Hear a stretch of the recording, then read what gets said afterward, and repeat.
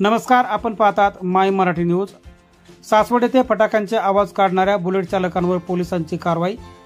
बुलेटचे silencer काढून पोलिसांनी road roller खाली चिरडले।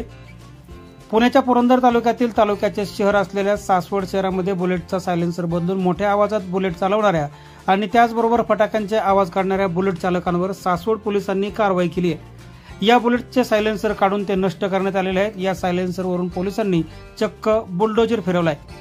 तर मोठा आवाज काढून ध्वनी प्रदूषण केल्याबद्दल त्याचबरोबर मोटार वाहन कायद्याचे उल्लंघन केल्याबद्दल कारवाई करून दंड वसूल करण्यात आलाय। तर बुलेट चालवणारे चालक हे अल्पवयीन असल्यास त्यांच्या पालकांवर देखील कारवाई करण्यात येणार असल्याची माहिती सासवड पोलीस स्टेशनचे पोलीस निरीक्षक ऋषिकेश अधिकारी यांनी दिली। तर आजची ही कारवाई उपविभागीय पोलीस अधिकारी तानाजी बर्डे यांच्या मार्गदर्शनाखाली सासवड पोलीस स्टेशनचे वरिष्ठ पोलीस निरीक्षक ऋषिकेश अधिकारी, सहाय्यक पोलीस निरीक्षक वैभव सोनवणे, पोलीस उपनिरीक्षक श्रीराम पालवे, पोलीस उपनिरीक्षक चोरगे PS, पोलीस निरीक्षक पाटील, वाहतूक अंमलदार योगेश गरुड, संतोष शिंदे, आबासो बनकर, अभिजित कांबळे, वार्डन राऊत आणि वचकल, त्याचबरोबर पोलीस मित्र लोंढे यांच्या माध्यमातून करण्यात आली। माय मराठी न्यूज साठी छायाताई नांदगुडे, पुरंदर। नमस्कार, माझं नाव ऋषिकेश अधिकारी, पोलीस निरीक्षक सासवड पोलीस स्टेशन। आज सकाळी डायल 112 जी इमर्जन्सी व्यवस्था आहे आपली, त्याच्यावर आम्हाला स्थानिक नागरिकांचे कॉल आले की काही तरुण मुलं की त्यांच्या गाडीवर बुलेट गाडीवर सायलेन्सरमध्ये मॉडिफिकेशन करून भरधाव वेगाने गाडी सासवड शहरात चालवत आहेत।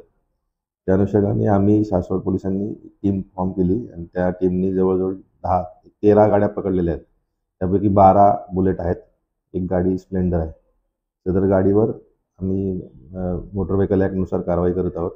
तसेच जर ते चालक अल्पवयीन असल्याचे चौकशीत निष्पन्न झाले तर त्यांच्या पालकांवर आम्ही गुन्हे दाखल करत आहोत। नमस्ते। सरासरी 35,000 रुपये दंड अद्यापर्यंत आपण ऑनलाईनपणे वसूल केलेला आहे। सध्या अल्पवयीन दुचाकी स्वार आहेत जे कारवाई झालेली आहे, तर अल्पवयीन असतील किंवा इतर जे दुचाकी स्वार असतील आणि त्यांचे पालक असतील त्यांना काय आव्हान? माझं पालकांना हेच आव्हान राहील की आता सध्या परीक्षेचा काळ आहे, त्यामध्ये जर अशा प्रकारचे जर प्रकार घडले तर ते पुढे जाऊन त्यांच्या मुलांना परीक्षेवर त्याचा परिणाम होईल आणि त्यांचे जे फोकस आहे तो डळमळेल। त्यामुळे पालकांनी मुलांना वाहने देऊ नयेत।